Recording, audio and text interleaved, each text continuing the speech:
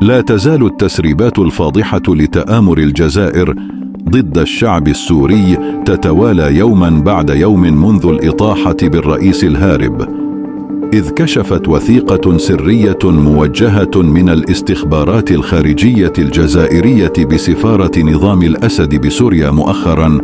عن اتصالات وبرامج لإرسال العشرات من مرتزقة جماعة جبهة البوليساريو وليدة الجزائر لتكوينها ميدانيا في إطار تجربة حربية على يد الجيش النظامي السوري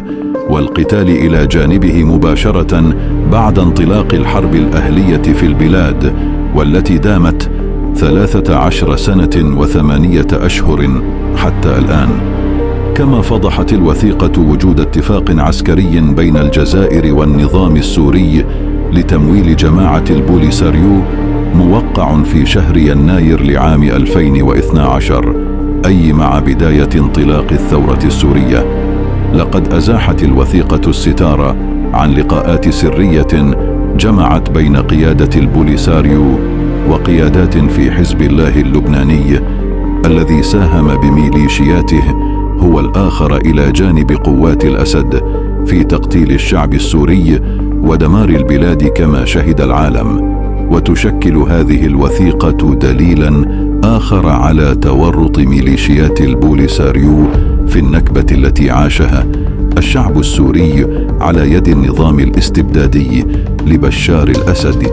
ومن والاه من تكالب لكل أنواع المرتزقة، حيث تتجلى بوضوح حقيقة البوليساريو المكفولة والمدعومة من طرف الجزائر. فمرة أخرى تعلن الجبهة عن كونها مرتزقة على أسلوب العصابات، تتحالف وتنساق مع الأنظمة الإجرامية عبر العالم، كما أوضحت للعالم العربي وللسوريين على وجه الخصوص حقيقة النظام الجزائري الذي لم يكن حليفا لنظام الأسد إلا لتشابه وانسجام إيديولوجيا النظامين، ثم تقربا وطمعا لجعل سوريا بوابة اقتصادية وتجارية مطلة على القارة الآسيوية وميدان خصب لتمرس كيانها الذي أنتجته من العدم، دون أن ننسى والتاريخ يشهد تقتيل الجزائر لشعبها في الأحداث الدموية في تسعينيات القرن الماضي.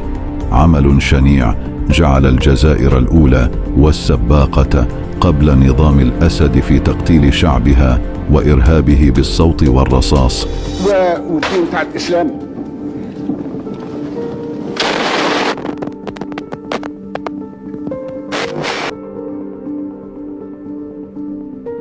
أحداث مروعة